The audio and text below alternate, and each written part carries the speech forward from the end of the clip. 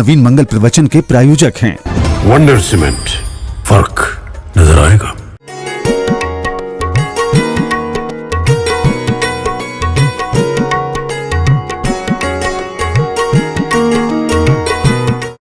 तीर्थंकर प्रभु आदिनाथ मुनिनाथ,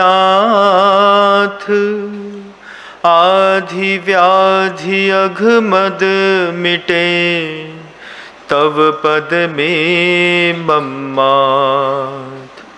चरण शरण हैं आपके, तारण तरण जहाज। भव दधि तट तक ले चलो, करुणा कर जिनराज। बोलिए आदि ब्रह्मा कुंडलपुर के श्री बड़े बाबा आदिनाथ भगवान की, बन्ना जी के अश्यकारी श्री अजित नाथ जी भगवान की, परम पूज्य आचार्य भगवंत गुरुदेव श्री विद्यासागर जी मुनि महाराज की, समस्त मुनि संघ की।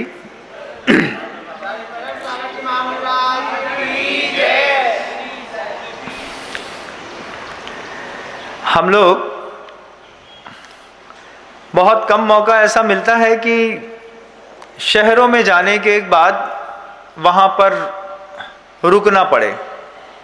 प्रायः करके पूज्य गुरुवर के साथ तीर्थ क्षेत्रों पर ही रहने के लिए अवसर मिलते हैं, लेकिन कभी कभी शहरों के बीच में भी जा कर के रुकना पड़ता है। घटना घटी हम लोगों के साथ 2006 में, जब हम लोग जबलपुर में थे। लाडगंज दिगंबर जैन मंदिर बड़ा फोहारा में पूज्य गुरुवर 3 दिन के प्रवास के लिए वहां पर पहुंचे।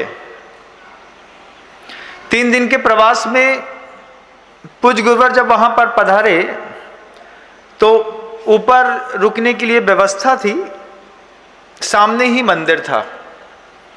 तो अगर आप खिड़की में बैठे हैं तो आपको दिखाई देता है कि मंदिर की वेदियों में कैसे लोग आ रहे हैं और जा रहे हैं। हम लोग बहुत सारे साधुगण एक साथ बैठे हुए थे, जनता को निरंतर देख रहे थे। जनता अपने घरों से आती, इस तरफ दिखाई देता था कि गाड़ियां खड़ी करती, सब्जी के झोले गाड़ियों में टंगे रहते, आती चप्पल उतारती, हाथ धोती, पैर धोती, अंदर जाती, और 2 मिनट में 3 मिनट में, ज़्यादा हुआ तो जनता 5-7 मिनट में बहुत सारे लोग जा रहे थे और वापस आ रहे थे। 5 मिनट में मंदिर चले गए और 5 मिनट में मंदिर से वापस आ गए। वो जो घर का उपक्रम है वो दुनिया में हर जगह चलता है। अपने जैन समाज के घरों में एक अक्षत का डिब्बा प्राय करके चावल चढ़ाने का अपने यहाँ रखा रहता है। उसमें बिना धुले हुए चावल पड़े रहते हैं। बिना धुले हुए चावल जो होते हैं वो आदमी, मंदिर के लिए जाने वाला व्यक्ति मुट्ठी में भरता है, भर करके और मंदिर जाता है, ढोक देता है, चावल चढ़ाता है, 9 बार नमोकार मंत्र पढ़ता है और वापस चला आता है। ये उपक्रम जैन कुल में प्रायः करके सभी परिवारों में होता है। आप चाहें तो जो आपके घर के अंदर का चावल का डिब्बा है, उस चावल के डिब्बे के चावल को शुद्ध प्रासुक जल से, कुएं के पानी के छने हुए जल से एक बार धो करके भी रख सकते हैं। एक बार धो करके ही आपने चावल के डिब्बे में चावल व्यवस्थित रख दिया 5 दिनों के लिए, 6 दिनों के लिए। जरूरी नहीं है कि आप रोज धो पाएंगे, क्योंकि भोजन करने वाली और चढ़ाने वाली द्रव्य में अंतर होता है। आप चाहें तो उसको पूरा केसर से रंग दीजिए, अच्छे से केसर से रंग करके चावल का डिब्बा तैयार कर लीजिए, लेकिन ऐसी प्रज्ञा लोगों की जगती नहीं है। पहली बार ब्रह्मचारी अवस्था में हमने देखा, बाबूलाल जी बंडा वाले थे, वो पूरी की पूरी उनकी द्रव्य सजी रहती थी, डिब्बे में बंद रहती थी। कहीं भी जाते तीर्थ क्षेत्रों में, जितनी पूजा करनी है पूजा करी, बाकी द्रव्य वापस पैक किया और चले गए। घर के अंदरों के जो डिब्बे होते हैं मंदिर के चावल के चढ़ाने वाले, आप चाहें तो कर सकते हैं, क्या कर सकते हैं कि उसको पूरा चावल को अच्छे से धो लिया, धोने के बाद उसको बेबी ब्रांड अच्छी सी केसर ले ली और उस केसर से पूरा अच्छे से रंग लिया। रंग करके पीले पीले चावल से जब आपके घर से आप अपना धुला हुआ चावल लेकर के मंदिर जी में जाकर के चढ़ाएंगे, आपको खुद सुखद अनुभूति होगी कि मैंने अपने उस उपक्रम में थोड़ा और पवित्रता स्थापित कर ली। लेकिन प्रायः करके हमारे घरों के अंदर बस वो जो पुरानी प्राचीनतम परंपरा चली आई है, उसी परंपराओं का हम अनुपालन करते हुए गर्दा धूल लगा हुआ चावल उठाया, भगवान के मंदिर में चढ़ाया और ढोंक दिया, नमोस्तु किया, 9 बार नमोकार मंत्र पढ़ा और वापस चले आए। नहीं, सबमर्सिबल के पानी से द्रव्य नहीं धोई जाती है, कुएं के पानी से, नहीं तो बारिश का पानी आप इकट्ठा कर लीजिए और बारिश के पानी से भी आप द्रव्य धो सकते हैं। अब हम लोग देख रहे थे जबलपुर लाडगंज में, ऊपर बैठा हुआ था मैं, मेरे साथ बहुत सारे और मुनिराज बैठे थे। तो जिन लोगों को हम पहचानते थे, जिनसे हमारा परिचय था, जो हमारे लिए सेवा करते थे, वयावृत्ति इत्यादि करते थे, जब हमने उन लोगों को भी देखा, उनको भी देखा कि जल्दी से मंदिर गए, पैर धोया, चावल चढ़ाया, 3-4 वेदियों के नीचे नीचे दर्शन किए और 5 मिनट में आदमी ऊपर आकर के हमारे सामने खड़ा हो गया। जब 5 मिनट में ऊपर आकर के आदमी खड़ा हो गया तो वहां पर हमारे मुनि श्री विशाल सागर जी महाराज जी, जो अभी इस वक्त पूना में विराजमान है, मुनि श्री निरापक श्रमण मुनि श्री वीर सागर जी के महाराज के साथ पूना में चातुर्मास कर रहे हैं। हम और विशाल सागर जी महाराज श्री साथ में बैठे हुए थे। विशाल सागर जी महाराज श्री बड़ी अच्छी बात कहते हैं, वो जो कि हम लोगों से सबसे जुड़ा हुआ है, परिवार के सदस्य के जैसा, वो भी श्रावक भी हो जाते हैं, जब करीब हो जाते हैं तो घर के ही हो जाते हैं। तो उस श्रावक से विशाल सागर जी महाराज श्री कहते हैं कि बताओ, नाम मैं लेना नहीं चाह रहा, नहीं तभी पूरी जबलपुर के लोग जो हैं उसके घर में घुस करके उससे पूछताछ करने लगेंगे। चलो उसका नाम अपन बेटू रख देते हैं। तो अच्छा बताओ बेटू। हाँ महाराज श्री बताइए।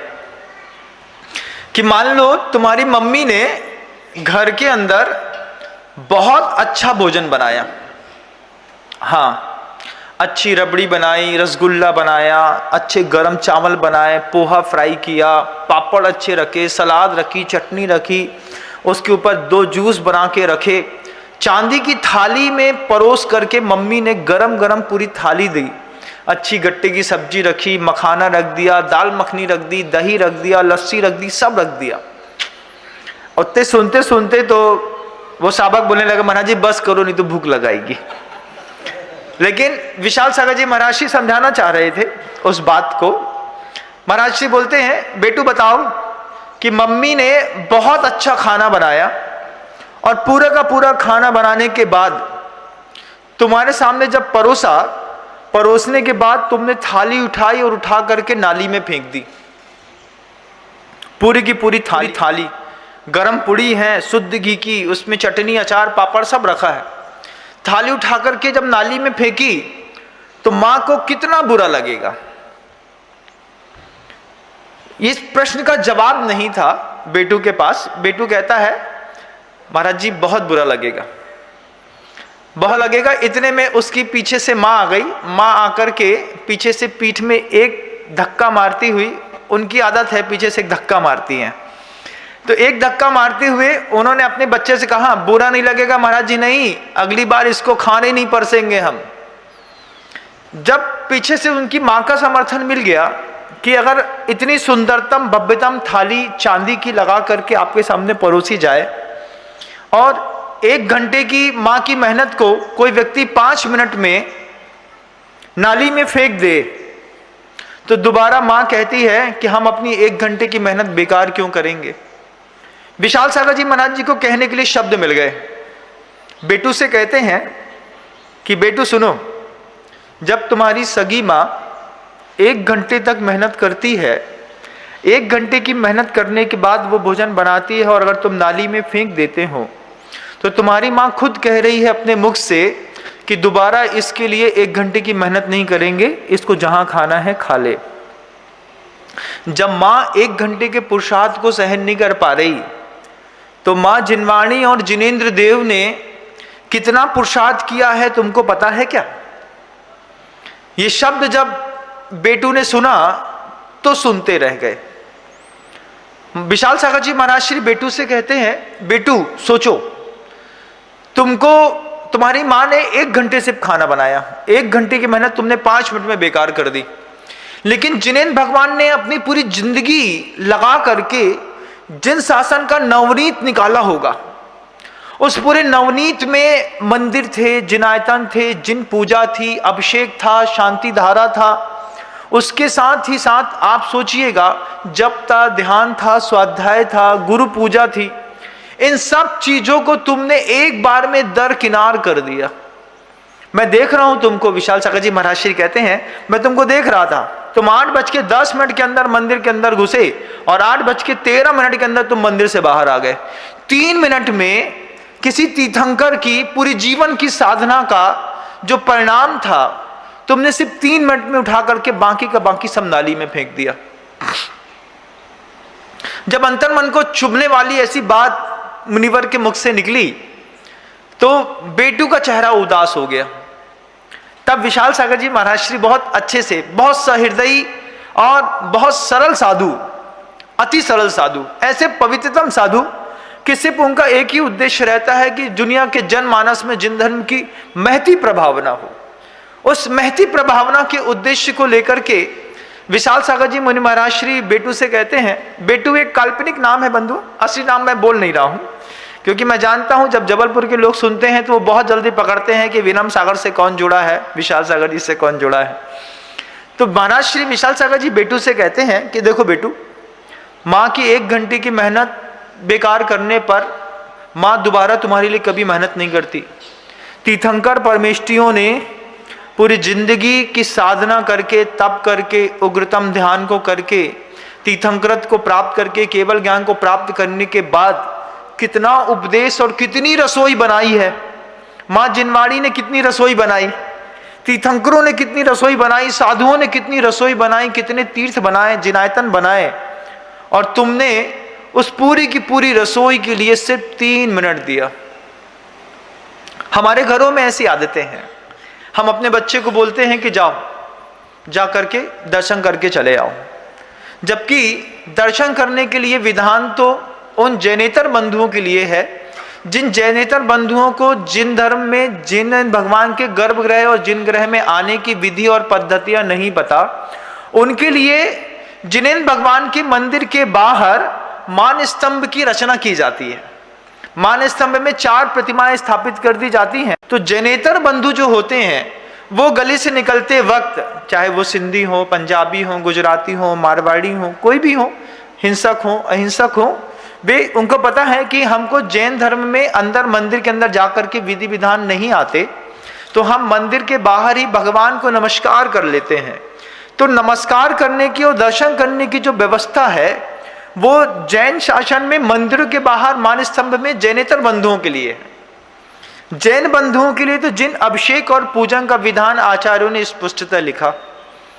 अब वो विशाल सागर जी मुनि महाराज जी बेटू से कहते हैं कि बेटू, तुमने बिना धुला चावल भगवान की बेदी में चढ़ाया होगा, साइड वाली पार्श्वनाथ भगवान की बेदी है, तुम सिर्फ एक बेदी पे गए और एक बेदी पे जाकर के तुमने ढोंग दी, 9 बार नमोकार मंत्र भी नहीं पढ़ा होगा। इतने में बेटू बोला, नहीं महाराज जी 9 बार नमोकार मंत्र पढ़ा। बोले चलो ठीक है, तुमने 9 बार नमोकार मंत्र भी पढ़ा, लेकिन तीर्थंकर ने जो तुम्हारे लिए इतना कुछ दिया है उसके लिए जो तुम सिर्फ 3 मिनट देते हो, कभी 5 मिनट देते हो, कभी 1 आध घंटा दे देते होंगे, इतने में तुमको लगता है कि दोबारा कभी जैन कुल मिलेगा?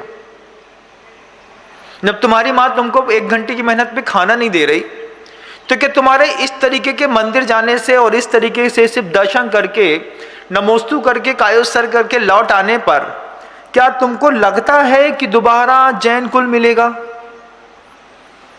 शावक के पास शब्द नहीं था, एक शब्द बोल नहीं पाया। तब विशाल सागर जी महाराज श्री बहुत बड़ी बात कहते हैं।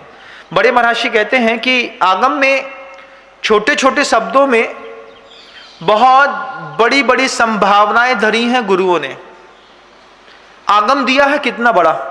आपके मंदिर के अंदर भी जिनवाणी होगी, आपके मंदिर के अंदर भी एक बहुत बड़ी लाइब्रेरी होगी, लेकिन अगर आपको ऐसा लगे कि उस लाइब्रेरी का हम निरंतर अपमान करते चले हुए आए हैं, अपमान क्या है महाराज? अपमान बस माँ जिनवाणी का इतना ही है कि तुम्हारे मंदिर के अंदर जिनवाणी रखी रखी घुन खा गई, उसके पत्तों में, उनके कागजों पर जब दीमक लग जाती है तो ये माँ जिनवाणी का सीधा सीधा अपमान है। इस बार जब आप पर्वराज पर्यूषण दशलक्षण धर्म को मनाने के लिए तैयार हो रहे हो, उसके पहले कर्तव्य ये भी बनता है कि जितनी भी जीर्ण शीर्ण पुस्तकें हैं उनको 8 दिन पहले ही मंदिरों से अलग कर दिया जाता है, क्योंकि उस समय मंदिर में जब माहौल अभिषेक पूजन इत्यादि के साथ पर्वराज पर्यूषण का दशलक्षण का रहता है, उस वक्त कब पन्ने फट जाएं, निकल जाएं, तो जितनी भी कुमारी बेटियां रहती हैं, इन कुमारी ब्रह्मचारिणी बेटियों का दायित्व बनता है कि मंदिर के अंदर जाकर के जितनी भी जीर्ण शीर्ण पुस्तकें हैं या तो उनको ठीक कर दें या फिर उनको अलग करके अग्नि समर्पित करके वहां से अलग कर दें। नई पुस्तकें खरीद लें, अभी से बुला लें और बुला करके नई पुस्तकों को वहां पर स्थापित कर दें, जिससे आने वाले जो पुजारी हैं, जो भादों के बधैया होते हैं, भादों के बधैया कैसे होते हैं? पहली बरसात का मेढक हरा हरा बड़ा बड़ा होता है, ठीक वैसे ही भादों में पर्यूषण के दिनों में उम्मीद नहीं रहती, वो लोग भी मंदिर पहुंच जाते हैं। तो जो भादों की बधैया होते हैं उनको कम से कम साफ सुथरी पूजन की सामग्री उपलब्ध रहती हो, ये भी एक दायित्व बनता है। और ये भी दायित्व बनता है कि मंदिरों की अलमारी के सबसे नीचे वाले खंड में जो जितनी भी फटी पुरानी जीर्ण शीर्ण दीमक लगी बदबू लगती हुई जिनवाणी की स्थिति हो गई है, उसको आप प्रॉपर एक जगह पहले धूप में दिखा दें, सुखा दें।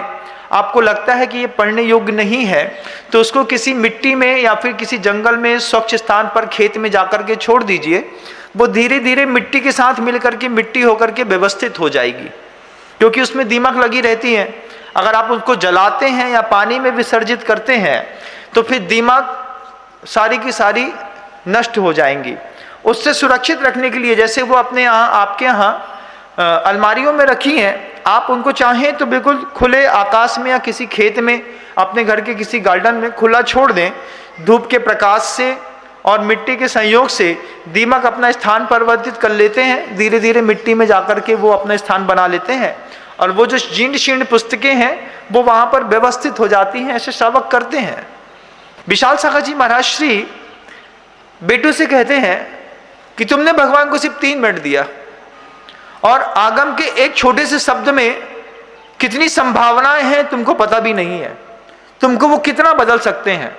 लेकिन पिछली बार अगर तुमसे पूछे कि तुमने कब कौन सा ग्रंथ उठा करके पढ़ा था, तो जैन कुल के बहुत सारे परिवारों को सोचना पड़ेगा कि हमने जिनवाणी कब पढ़ी थी। अच्छे साधु के समीप में जाकर के हम शांति धारा अभिषेक कर लेते हैं, पूजन करना भूल जाते हैं। पूजन करने को हम ज्यादा महत्व नहीं देते, क्योंकि पता रहता है कि उदक चंदन तंदुल पुष्प गई कर दी, इसका मतलब भी पूजा होती है, तो आपने करके चले आए। लेकिन महाराज श्री बार बार इस बात को पूरी जगत के लोगों को प्रेरणा देते हुए कहते हैं कि इतने मात्र से तो तुम्हारा कल्याण नहीं हो जाएगा, इसके अलावा भी बहुत कुछ चाहिए। 2 प्रकार का धर्म है बंधुओं दुनिया में। एक संस्कार के कारण मिलता है, परंपरा से मिला हुआ धर्म है, जैसे हम हैं, आप हैं, जैन कुल के बहुत सारे लोग हैं जिनके घरों में कभी भी मांस नहीं बनता, मदिरा नहीं आती, अंडे नहीं बनते, कुछ नहीं होता। ये कौन सा धर्म है? ये हमारे पास परंपरा से आया हुआ है, संस्कार वाला धर्म है। लेकिन एक पुरुषार्थ वाला भी धर्म होता है। पुरुषार्थ वाला धर्म क्या है महाराज जी? पुरुषार्थ वाला धर्म उस भील से पूछिएगा जो रोज मांस खाता था। एक बार अपने गुरु के कहने पर, दिगंबर साधु के कहने पर, जबकि दिगंबर साधु उसके धर्मावलंबी नहीं थे, दिगंबर साधु के प्रति उसको देख करके मात्र आस्था पैदा हो गई और उस आस्था को साकार करने के लिए एक जनेतर बंधु ने, एक भील ने संकल्प कर लिया कि ये दिगंबर साधु हैं, वन देवता हैं, ये जो कहते हैं मैं मानूंगा। और दिगंबर साधु के कहने पर उस भील ने मांस का त्याग कर दिया। कौवे के मांस का त्याग करते हैं, बाकी तो नहीं छोड़ पाएंगे महाराज, क्योंकि उसके बिना हमारा भोजन और शरीर रुकता नहीं। तो अच्छा कौवे का छोड़ दो, हाँ कौवे का छोड़ देते हैं। तो उस भील ने जो कौवे के मांस छोड़ने का पुरुषार्थ किया, एक पुरुषार्थ जन धर्म है, एक संस्कार जन धर्म है। अभी तक आप जो भी दुनिया भर के जैन समाज के जैनेतर बंधु इंप्लीमेंट करते हैं, मंदिर जाते हैं, पूजा करते हैं, कई नहीं भी करते हैं, धोती दुपट्टा पहनना शान के खिलाफ समझते हैं बहुत सारे लोग लगता है कि हमारी टी शर्ट और पैंट की क्रीज खराब हो जाएगी अगर हम झुक करके नमोस्तु कर लेंगे तो। लेकिन नमोस्तु का अपना अपना अद्भुत विज्ञान है।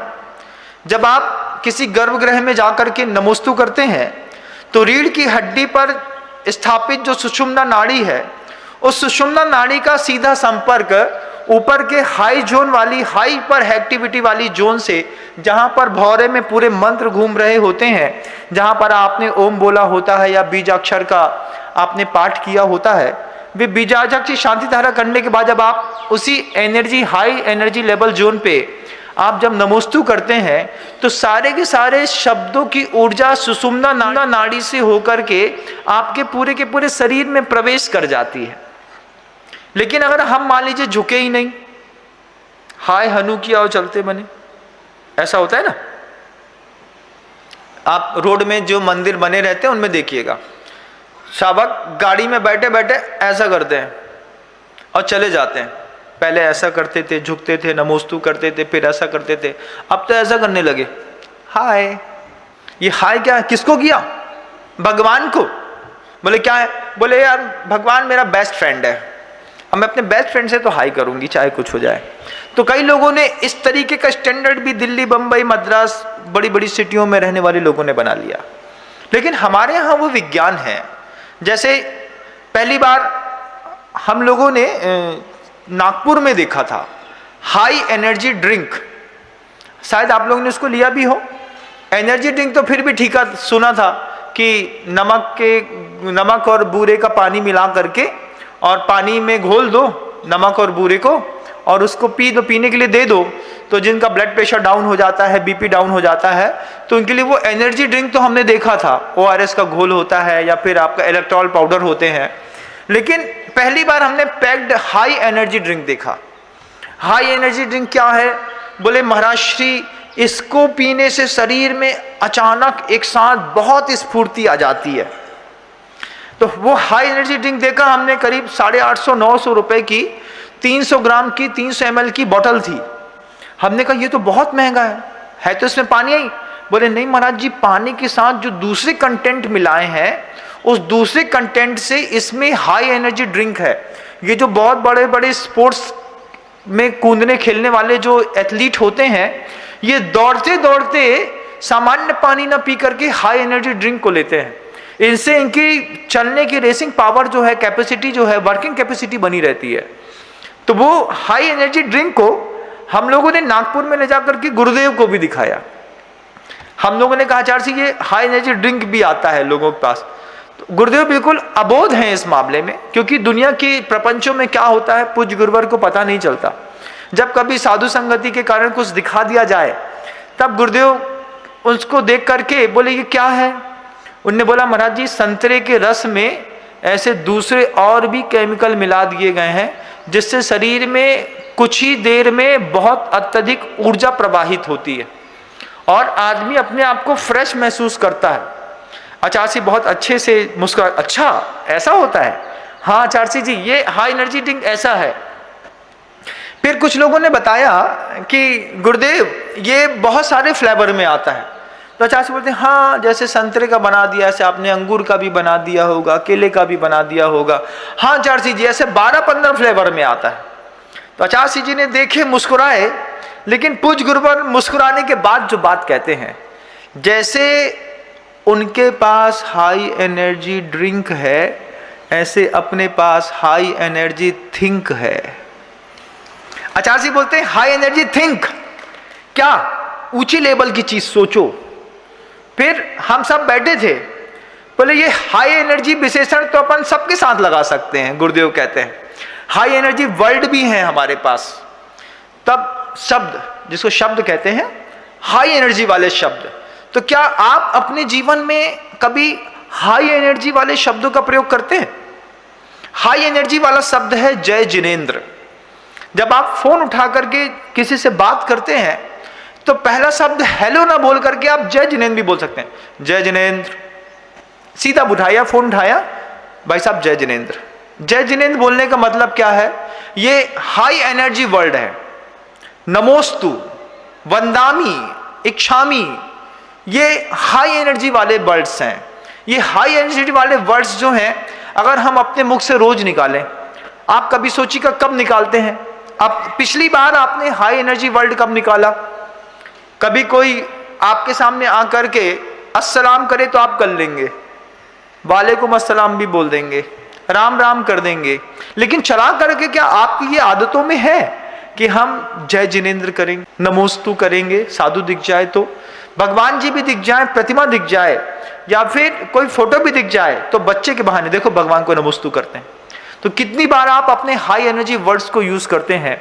आप कितनी बार आप हाई एनर्जी थिंक यूज करते हैं? ये भी सोचने वाली बात है। गुरुदेव को कुछ भी दिखाइए, आचार्य सिंह जी तो ऐसी बातों से ऐसा निकाल के देते हैं, और गुरुदेव उसके तुरंत बाद बोले,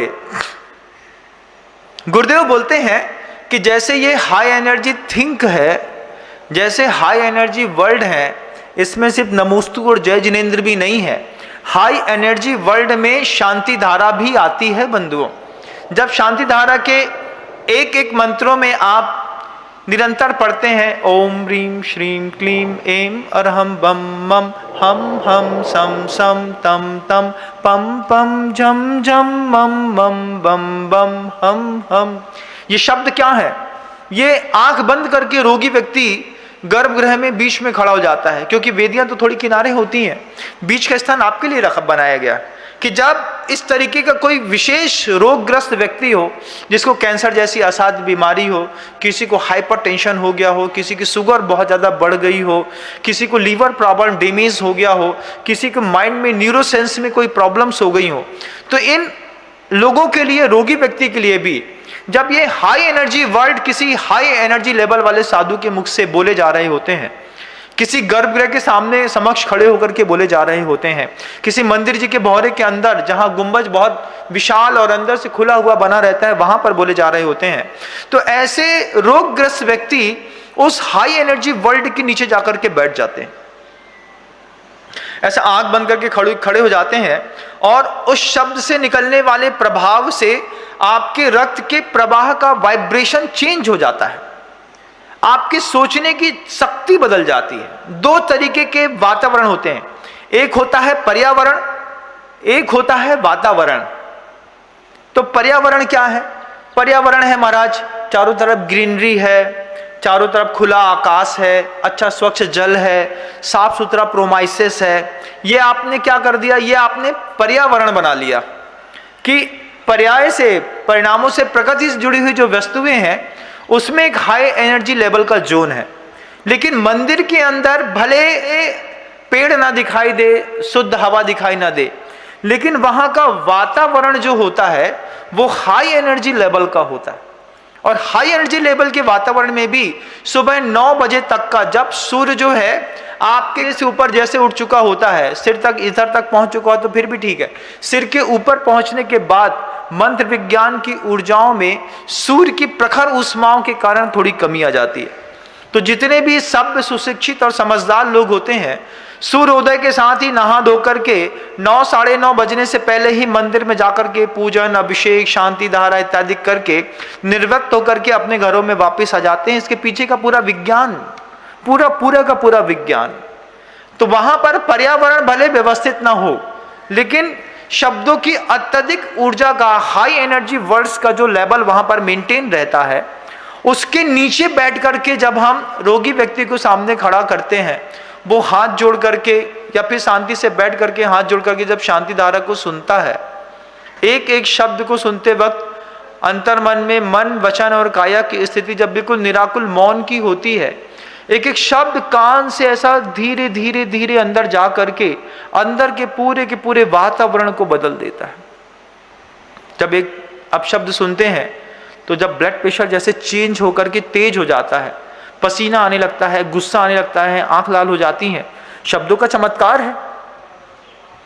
उस शब्दों के चमत्कार में आप हाई एनर्जी ड्रिंक लेना पसंद करते हैं, कभी आप हाई एनर्जी लेवल के वर्ड्स से अपनी पूरी की पूरी इस पूरी बॉडी को, कॉस्ट्यूम को एनर्जाइज करने की कोशिश करिएगा कि हमको अपना एनर्जी लेवल बढ़ाना है।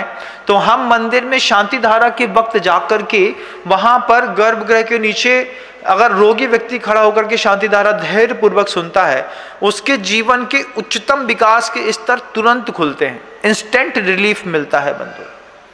हाई एनर्जी थिंक से भी इंस्टेंट रिलीफ मिलता है। ये तो गुरुदेव का संवाद था, एक उदाहरण मैंने आपके बीच में रखा, लेकिन विशाल सागर जी महाराज जी ने उस लड़के को छोड़ा नहीं।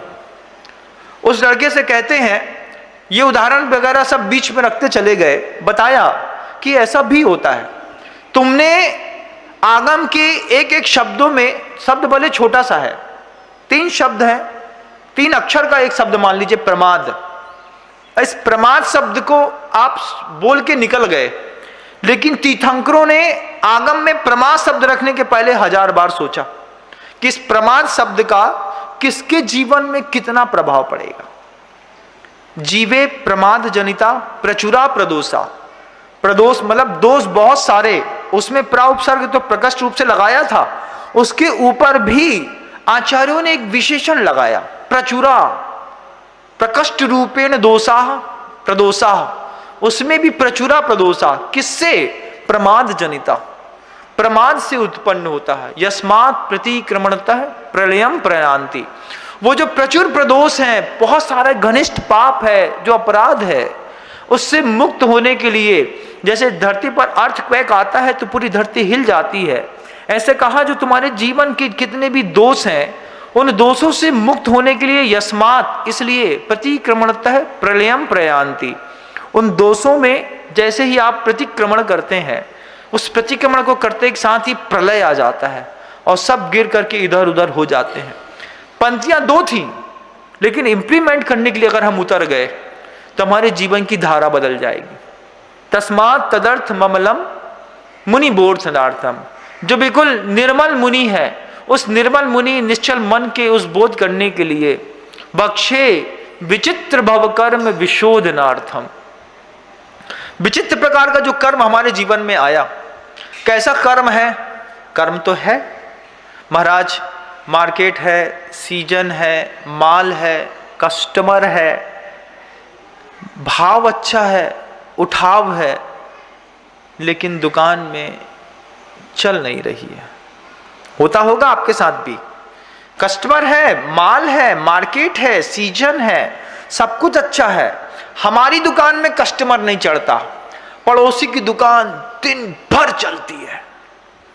कितना बुरा लगता है उस समय। हाई एनर्जी थिंक की जरूरत है, लेकिन हाई एनर्जी थिंक के बारे में हमने कभी सोचा हो तब तो। हम उस सामने वाले पड़ोसी की दुकान को नष्ट करने के लिए दुनिया भर के उपक्रम करते हैं। दुकान बांध दो उसकी, धागा बांध दो, उसके यहाँ सुपारी फेंक दो, हल्दी फेंक दो, उसके यहाँ नारियल लगाओ, लाल नारियल चढ़ा दो उसके घर के अंदर जाकर के, उसकी दुकान नहीं चले। उसको कितना परेशान करते हैं, लेकिन कभी भी हाई एनर्जी थिंक जोन में जाकर के हम कभी प्रभु जी के सामने अपने अभ्युदय को परिवर्तित और संवर्धित करने के लिए प्रार्थना नहीं करते। ऐसा नहीं कि हमारी दुकान है, कस्टमर है, माल है, सीजन है, दुकान नहीं चल रही है, हाँ उसके लिए अशुभ का चिंतन तो कर रहे हैं, लेकिन अपने लिए भी तो शुभ का चिंतन कर सकते थे।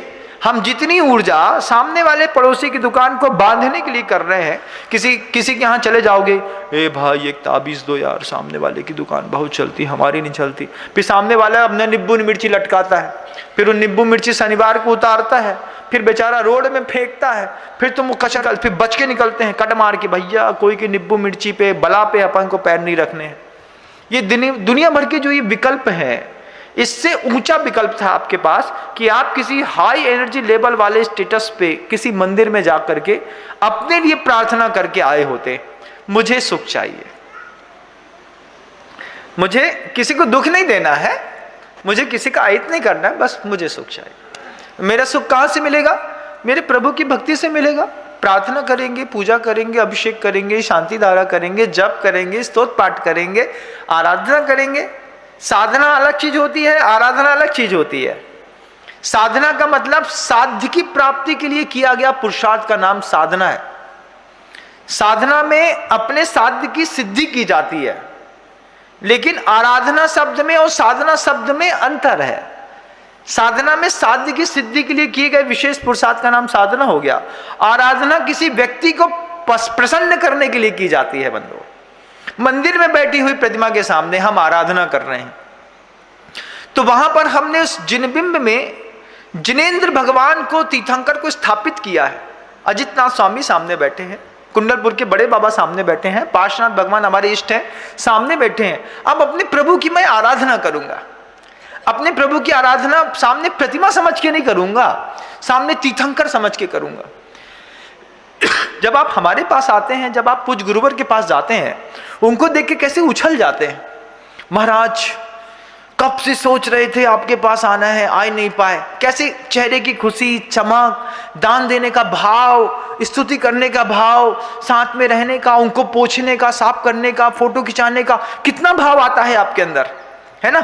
गुरुदेव एक फोटो मिल जाता, हाँ ले लो। गुरुदेव भी थम जाते हैं। वो जानते हैं कि इस शावक का मनोभाव इससे संतुष्ट होता है। जब तुम सामान्य मनुष्य की छोटी सी साधना पर बैठ करके इतने उत्सुक होते हो, जितनी उत्सुकता तुमको गुरुदेव से मिलने पर होती है, जितनी उत्सुकता तुमको हमसे मिलने पर होती है, इससे ज्यादा उत्सुकता तुमको तीर्थंकर की प्रतिमा के सामने खड़े होने पर होनी चाहिए। सामने खड़े होकर के मैं आराधना करूंगा अपने गुरु की, अपने प्रभु की आराधना करने आया। अपने घर से मैं अपने प्रभु के लिए पूरी थाली भर के लाया, चांदी की थाली है, अच्छी केसर लगी है, अच्छे चिटके हैं, अच्छा सौभाग्य है मेरा। अब क्या करेंगे? अब भैया देखो, मैं और मेरा भगवान, साधना के लिए नहीं कह रहा हूं। साधना तो नितांत निजी विषय है। साधना के मार्ग पर उतरा हुआ व्यक्ति निश्चय में जाकर के अपने आप शांत हो जाता है। लेकिन जब हम निश्चय में जाना नहीं चाहते हैं, जब हम व्यवहार में सब देख रहे हैं, पत्नी है, परिवार है, पुत्र है, स्त्री है, पैसा है, प्रॉपर्टी है, बैंक बैलेंस है, सब मैनेज करना है, तो उस समय साधना की जरूरत नहीं पड़ती बंधु, उस समय आराधना की जरूरत पड़ती है। इस आराधना सुव्यवस्थित होती रहे, इसलिए पूर्वजों ने हमारे लिए जिन मंदिर बनाए, जिनालय बनाए, जिनबिंब की स्थापना की, और स्थापना जिनालय जिनबिंब को स्थापित करके वे हमें योगदान देकर के चले गए। उनका दिया योगदान हमारे जीवन में वरदान सिद्ध हो गया। आज हम जब योगदान करेंगे थोड़ी सी बातों पे, जब किसी जिनबिंब या जिनालय का निर्माण के लिए आप सहयोग करते हैं, आपका वो सहयोग आज की स्थिति में योगदान है, लेकिन कब पलट करके वरदान बन जाए पता नहीं। हमने देखा ऐसा, बहुत सारे एंटीक पीस देखे हमने। लोहे की छोटी सी पुराने जमाने की दवात देखी, पेन देखा लोहे का, कीमत पता करी कितनी। बोले महाराज श्री ये जो दवात है, इस दवात की कीमत 27,000 रुपए है। हमने कहा इससे अच्छी दवात और पेन मुश्किल से 250 रुपए में मिल जाएगी। बोलेंगे निश्चित मिल जाएगी महाराज जी, आपको 250 रुपए में इससे बेस्ट मिल जाएगा। लेकिन ये जो पुरानी चीज है, इसके पुराने होने के कारण इसकी कीमत बढ़ी। तुम्हारा धन आज जो आप 100-200 ग्राम, 300 ग्राम, 500 ग्राम चांदी अजितनाथ भगवान के दरबार में निरंतर पूरे देश की जनता भेज रही है, क्योंकि परिकर पूरा चांदी का बनाने का गुरुदेव का ऐसा आशीर्वाद प्राप्त है कमेटी को। आप राशि देते हैं, आज आपकी 200 ग्राम चांदी है, आप यहाँ पे दान देके चले गए। लेकिन जिस दिन वो जिनालय में स्थापित हो जाएगी, जितने दिन पुरानी होती जाएगी, अपने आप आपकी चांदी की कीमत हीरे की कीमत में बदलती चली जाएगी। आने वाले समय पे जब जनता आकर के उसको देखेगी, बोलेगी ये डेकोरेशन, ये कार्विंग, इस चांदी की कीमत बोले कोई तोल मोल नहीं है। खजुराहो में हजारों मॉन्यूमेंट्स पड़े हैं जिसको हम देखना पसंद नहीं करते। विदेशों में एक एक मॉन्यूमेंट्स की कीमत 1.25 करोड़ रुपए। क्यों? पाषाण प्रतिमा प्रतिष्ठाएं जितनी पुरानी होती चली हैं, साधु जितना पुराना होता चला जाता है, उतना प्रसिद्ध और सिद्ध दोनों होता चला जाता है बंधु। और ये सिद्ध, आपका धन भी सिद्ध होता चला जाता है जिनालयों में लग करके। अब आप किसी भी पर्याय में जाइएगा, दान का पुण्य आपका पीछा नहीं छोड़ेगा, और अपमान का और लोभ का पुण्य भी, पाप भी आपका पीछा नहीं छोड़ने वाला है। बहुत सारी बातों को जब हम सब मिल करके, जब विशाल सागर जी मुनिश्री समझा रहे थे, हमारे यहाँ का बहुत अच्छा रूल है, हम एक व्यक्ति के ऊपर 2 डॉक्टर ऑपरेशन नहीं करता। अब बोले कि मैं भी बैठा हूं तो आधा ऑपरेशन वो करेंगे, आधा ऑपरेशन मैं करूंगा, बिल्कुल नहीं। अगर विशाल सागर जी महाराज श्री ऑपरेशन कर रहे हैं, बगल में कितना भी अच्छा दूसरा एक्सपर्ट डॉक्टर बैठा है, चाहे वो विनम्र सागर जी बैठे हों, चाहे सौम्य सागर जी, चाहे वो वीर सागर जी बैठे हों, चाहे वो आगम पुनीत सागर जी बैठे हुए हों, लेकिन हम लोगों की आदत में रहा है, जब एक व्यक्ति एक पेशेंट को प्रॉपर ट्रीटमेंट दे रहा है, दूसरा साधु हाथ तक नहीं लगाता और इस बात से खुश होता है कि भैया हमारी कंपनी में तुम कहीं भी इलाज करा लो, हमें खुशी है, हमको भी खुशी होती है। जैसे कोई बहुत सारे श्रावक जब पूना से आते हैं, बोले महर्षि वीर सागर जी महाराज जी से जुड़े हुए हैं। हमने कहा एक व्यक्ति से जुड़ने का मतलब है उससे जुड़ी हुई हर चीज तुम्हारी है।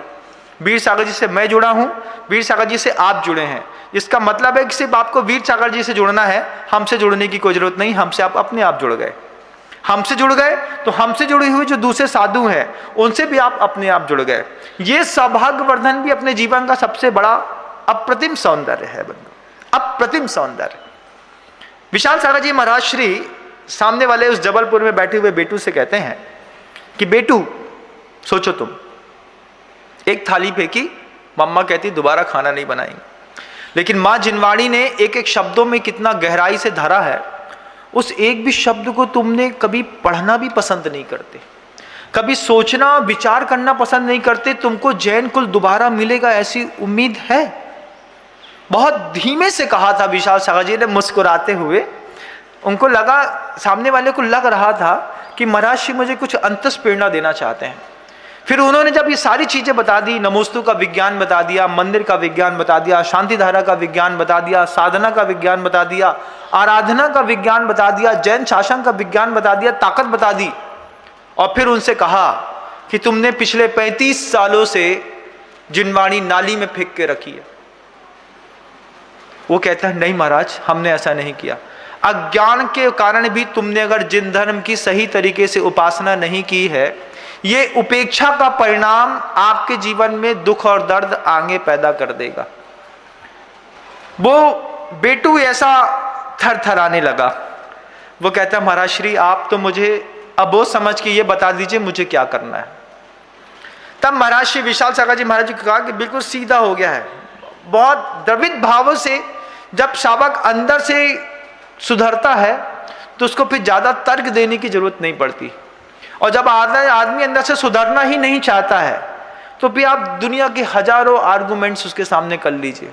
जिसने ठान ली है 2 और 2 4 नहीं होते, वो आपके 1000 बार 1000 तरीके से समझाने के बाद भी कभी मानेगा नहीं कि 2 और 2 4 होते हैं, नहीं होते। जब वो बेटो बिल्कुल सीधा हो गया तब विशाल सागर जी महाराज जी ने बहुत सीधे सरल हृदय में समझाया कि घर से कल से सोले के धोती दुपट्टा पहन करके मंदिर आना है। 35 मिनट लगेंगे मात्र। 15 मिनट पहले उठ जाओ और 15 मिनट अपने दूसरे कार्यक्रम को लेट कर दो। 35 मिनटों में भगवान का पूजन, अभिषेक, शांति धारा सब होकर के मंदिर जाएगी। ये तुम्हारा पहला कर्तव्य है, तुम स्वीकार कर लो, मुझे अच्छा लगेगा। बेटू बोलता है महाराज जी 9 बार नमोकार मंत्र पढ़ते हैं, कायोत्सर्ग करते हैं। जैसे ही, अब बात तो याद रहती है आप लोग को, कायोत्सर्ग सब तो याद है। जैसे ही विशाल सागर जी सामने उस बेटू ने कहा कि हम कायोत्सर्ग कर लेते हैं, कि हम इतना रोज करेंगे, तब विशाल सागर जी फिर बोले कायोत्सर्ग की कीमत पता है? कायोत्सर्ग भी अपने आप में, सिर्फ जैन शासन में कायोत्सर्ग का विधान है। दुनिया में सारे धर्मों में आपको उपवास, अनशन, ऊनोदर, वृत्ति प्रसंज्ञान, रस परित्याग, काय क्लेश सब मिल जाएगा, और भी साधनाएं विचित्र विचित्र प्रकार की कठोरतम मिल जाएंगी, लेकिन कायोत्सर्ग का विधान सिर्फ जैन शासन पे। कायोत्सर्ग का विधान विशाल सागर जी महाराज जी बोलते हैं, कायोत्सर्ग करने का मतलब है कि तुमने अपने जीवन से अशुभ हटा दिया है और शुभ शुभ को ग्रहण कर लिया है, देव शास्त्र गुरु की साक्षी पूर्वक। जब ये कायोत्सर्ग को वो विशाल सागर जी के कहने पर उस बच्चे को समझ में आया, वो बेटू कहता है आज से मैं रोज मन करके पूजन, अभिषेक, शांति धारा करूंगा। और निरंतरता उसकी आंखों में देखते हुई बनी। आज भी वे महानुभाव अपने परिवार को संभालते वक्त भी बहुत बड़ा बिजनेस संभालने के साथ भी वो छोटी सी संवेदना और छोटे से भावों से एक बार किसी को क्या सुधारा। जिंदगी के आज 16, 17, 18 साल निकल गए, उसके बाद भी उससे पूछो दूरसन पूजन अभिषेक, बोले महाराज जी अब तो हमारी आदत हनुमान ताल जाकर के वहाँ पर पूजन अभिषेक करने की हो गई है। अब हम रोज प्रतिदिन हनुमान ताल जाते हैं, अजित आदिनाथ भगवान की सेवा करते हैं, वहीं पे पूजन करते हैं, वहीं पे दान देते हैं। अब महाराज जी ऐसा लगता है कि अगर माँ जिनवाड़ी का सहारा न लिया होता, अपने माँ के हाथ की बनाई रोटी खाने का आनंद ही कुछ और है बंधुओं। हम तो दूसरों के माँ के हाथ की बनाई रोटी और होटलों की खाने पसंद करने लगे। दूसरे जितने भी आयतन हैं होटल से कम नहीं है। चकचड़ाके में, चड़क भड़क में दिखते तो बहुत बेहतरीन है, लेकिन होटल खिलाने वाले का इंटेंशन और माँ के खिलाने के इंटेंशन में जितना अंतर है, इतना ही जिनालय की आराधना में और अन्य आयतनों की आराधनाओं में अंतर है बंधुओं, ध्यान रखिए। आपको मेरी बात इधर से जा रही है कि इधर से सुन रहे हो ना? कान से कि ध्यान से? अगर कान से सुन रहे हो तो 1 घंटे बाद भूल जाओगे, और अगर ध्यान से सुन रहे हो तो आज के प्रवचनों में से कोट करना, कितने कितने काम करने को बोला है और क्या क्या बताया है मुनीश्री ने। जब आपको ये कोडिंग करके अपने हाथ में रखोगे तो शाम के समय आपको दायित्व दिखाई देगा, बहनों को भी, बच्चियों को भी, कि जाकर के माँ जिनवाणी की पूरी अलमारी ठीक करनी है, जाकर के चावल के उस जो गंदा चावल हम धोकर बिना धुला चढ़ाते थे, आज से उसकी व्यवस्थाएं बदलनी है। भाई के लिए 16 लेकर के आना है। इस बार के पर्यूषण में अगर जवान और समर्थ बच्चे हैं तो अपनी माँ के चांदी के बर्तन पहले से बदल दो। माँ अच्छे से पूजा करियो। काय तुम्हें काय सूझ रही? कछु नहीं, महाराज ने कही कि अपनी माँ के लाने 1 किलो चांदी के बर्तन दान में देने आए। मंदिर में तो खूब देते हैं, आप अपनी घर में भी दीजिएगा। घर के अंदर भी चांदी के बर्तन भी सौभाग्य सूचक वस्तुएं हैं, हाई एनर्जी लेवल्स की थिंग्स भी हैं। हाई एनर्जी लेवल का आपने जब एसी लगाया है, हाई एनर्जी लेवल का आपने जब एंड्रॉयड चलाते हैं, आईफोन प्लस प्रो 14 चाहिए एप्पल कंपनी का। कितने का? 2.25 लाख रुपए का महाराज जी। अरे 2.25 लाख रुपए का सड़ा सा मोबाइल में तुम 5 इंद्री की असंयम की कहानियां रोज सुबह से लेकर शाम तक देखते हो। 80,000 रुपए का, 1 लाख रुपए का खर्चा करके एक बार के लिए क्या तुम अपने परिवार में पूजन के लिए अच्छे से चांदी के बर्तन नहीं बना सकते? बना सकते हैं महाराज जी, सो इजी। एप्पल का मोबाइल 1.5 लाख रुपए का तो तुम 2 साल बाद बदल दोगे, लेकिन चांदी का बर्तन एक बार व्यवस्थित बन करके घरों में आ गया तो वो जब तक आप रहेंगे तब तक वो आपका सहयोग देगा। ये हाई एनर्जी लेवल की कुछ चीजें अपने घर के अंदर रखना चाहिए, लेकिन हम भूल जाते हैं। हमको तो बस उतना ही लगता है महाराज जी, वही साबुन, तेल, बट्टी, सोफा सेट, ये वो, टीवी, फ्रिज, कूलर, इसी को हम स्टैंडर्ड समझते हैं। और स्टैंडर्ड इसको नहीं समझते हैं, स्टैंडर्ड का नाम ये है कि जब आप अच्छे कपड़े के साथ सोने की अंगूठियां, चांदी की पायलें पहन करके, अच्छा चांदी के बर्तन लेकर के जब घर से मंदिर जाएं, तब समझिएगा आज हमने पहली बार लाइफ में अपना स्टैंडर्ड मेंटेन किया है। अभी तो कोई स्टैंडर्ड मेंटेन नहीं है, अब ये सब दिखावे का है। रेमंड का पैंट पहन करके अपने आप को अमीर आदमी समझने वाले लोग गलफत पे हैं, लेकिन एक अच्छे धोती दुपट्टा पहन करके, डिजाइनर धोती दुपट्टा पहनिए, हथकरघा का शुद्ध वस्त्र पहनिए, अपने मकान से, घर से लेकर के सब निकलिए। मंदिर जाते वक्त, मंदिर प्रवेश करते वक्त साधु जैसे बिल्कुल चर्या हो। ईर्या पद शुद्धि से घर से निकला, मंदिर तक गया, पैर धोया, छने पानी से वेदी पर चढ़ा, नमोस्तु किया, ध्यान किया, स्वाध्याय किया, सामायिक किया, प्रतिक्रमण किया, क्षमा मांगी, नमोस्तु करके सुषुम्ना नाड़ी जागृत करी, अपने एनर्जी लेवल को बढ़ाया, गंधोदक बनाया अपने हाथ से। भगवान की पाषाण की वो जो प्रतिमा थी जिसमें देवता अधिष्ठित होकर के विराजमान थे, अभिषेक करने के बाद गंधोदक लेकर के घर आया, पत्नी को, बच्चों को, परिवार के लोगों को लगाया और हमने अपने सौभाग्य को समृद्ध किया। इतना भी अगर आप कर गए तो जीवन का बहुत सौंदर्य विकसित होगा। चूंकि 10 लक्षण पर्व आपकी नजरों के सामने आ गए बंधुओं, आपके यहाँ का पर्यावरण कैसा भी हो, लेकिन अपने घर का, अपने मन का, अपने परिवार का वातावरण जरूर बदलिएगा। और वातावरण बदलने के लिए आपके प्यार के शब्द काम नहीं आते बंधुओं, भक्तांबर स्तोत्र काम आता है, कल्याण मंदिर स्तोत्र काम आता है, जिन सहस्रनाम स्तोत्र काम आता है, आपके लिए विशापाहार एकी भाव स्तोत्र काम आते हैं, जप काम आता है, तत्वा सूत्र का वाचन काम आता है। अगर परिवार के बीच में इस तरह की कोई परंपरा चल बैठी कि अपन सब मिल करके अपने को हाई एनर्जी वर्ड्स से प्रभावित करना है, हाई एनर्जी थिंक चाहिए है, हाई एनर्जी लेवल की चीज़ें चाहिए हैं, 1-2 लाख रुपए का ब्रासलेट पहनना और एक रक्षा सूत्र पहनना, दोनों में बहुत अंतर। एक गंधोदक से शुद्ध और पवित्र होकर के आपने स्वयं अपने हाथ से बांधा है कि इससे मेरे मनोभावों की सुरक्षा होती रहेगी। कई बार लोग हाथों में स्वास्तिक गुदवा लेते हैं। पिछले जो लोग पुराने लोग थे वो स्वास्तिक गुदवा लेते थे। उनसे पूछा क्यों तुमने इसमें ओम और स्वास्तिक गुदवा लिया? बोले बस ये सोच के गुदवा लिया कि इस हाथ से कभी पाप नहीं करेंगे। ऐसा इतनी ऊंची विचारधारा रहती थी लोगों की कि अपने हाथ पे इस पोषण पर उन्होंने स्वास्तिक गुदवा लिया, नमो अनंताणाम लिख दिया है, ओम बना दिया है, तो उनका सौगंध रहती थी जिस हाथ में हमने ओम लिख दिया, इस होम से दुनिया में हम कभी पाप नहीं करेंगे। इतना साधना गृहस्थ की रहती थी। आज तो हर चीज का ऐसा अपमान कर देते हैं।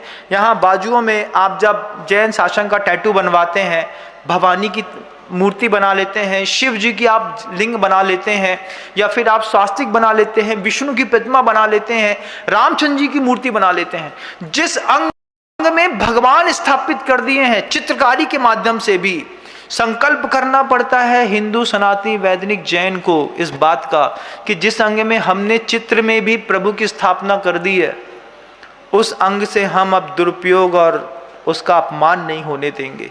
नहीं तो टैटू बनाने से पहले सावधान। शिव का टैटू यहाँ पे बना दिया, शिव जी बना दिए, ब्रह्मा बना दिए, आदि महाशिव बना दिया। अब उसी हाथ से दुनिया भर के पाप करते हैं, उसका अपमान होता है, असिद्धि होती है, घर के अंदर बहुत बड़ी बड़ी कलह होती हैं, विरोध होता है, हिंसा होती है। वो त्रिशूल जो तुमने हाथ में बनाया था, वही त्रिशूल तुम्हारी छाती में फिर घोंपा जाता है। ध्यान रखना बंधु। इसलिए टैटू बनाने से पहले 1000 बार सोचना कि धार्मिक सिद्धांतों से जुड़ता हुआ टैटू मुझे अपनी बॉडी पे नहीं बनाना, और अगर बना लिया है तो फिर उस अंग का दुरुपयोग नहीं करना, और अगर दुरुपयोग हो रहा है और बनवा भी लिया है तो फिर उसको मॉडिफाई करा करके उसको दूसरा आकार दे लीजिए। लेकिन इस तरीके के भावों के साथ धार्मिक प्रतिष्ठित प्रतिष्ठानों के जो चिन्ह होते हैं वो देह पर नहीं बनाए जाते। जैसे नरेंद्र मोदी के ऊपर पूरी देश की जनता को विश्वास है। किस बात का विश्वास है? कि मोदी है तो मुमकिन है। आर्टिकल 376 हटा दिया, कश्मीर को भारत के दूसरे राज्यों के बराबर खड़ा कर दिया, नोटबंदी कर, रोडें बना दी, दुनिया को तरक्की कर दी।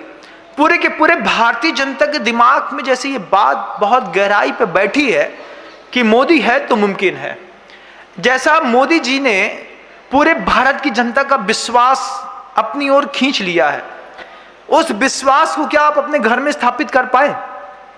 एक कभी सोचिएगा इस बात को भी, बहुत ज्वलंत विषय है कि जैसे आपका बच्चा है, आपकी पत्नी है, आपके परिवार के दूसरे लोग हैं, छोटा भाई है, बहू है, जेठानी है, देवरानी है, पिताजी हैं, दादा दादी हैं, संबंधों की भरमार है हमारे घर के अंदर।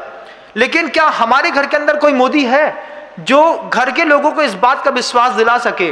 मान लीजिए किसी ने कोई गड़बड़ी कर दी, बच्चे ने गड़बड़ी कर दी, लेकिन बच्चे को इस बात का विश्वास हो बड़े पापा हैं तो मुमकिन है, बड़ी मम्मी है तो मुमकिन है, बड़ा भाई है तो मुमकिन है। ऐसा एक मुमकिन की परिभाषा भी अपने घर के अंदर खींचने की कोशिश करिएगा। जिनवाणी है तो मुमकिन है बंधुओं, लेकिन अगर जिनवाणी घर के अंदर नहीं है तो बहुत कुछ आज भी आपके जीवन में नामुमकिन है। आप यहाँ वहाँ के भटकाव से अपने आप को विराम दे सकें और सच्चे देव, सच्चे शास्त्र और सच्चे गुरु की उपासना से आपके जीवन का और सौंदर्य विकसित हो। इन्हीं मंगलकारी भावनाओं के साथ गुरुदेव श्री विद्यासागर जी महाराज, जा वाणी के ज्ञान से सूझे लोका लो, सो वाणी मस्तक नमु सदा देत हूँ धो। हे जिनवाणी भारती तोहे जपो दिन रैन, जो तेरी शरणा गहे सो पावे सो। नित्य नवीन मंगल प्रवचन के प्रायोजक थे वंडर सीमेंट, फर्क नजर आएगा।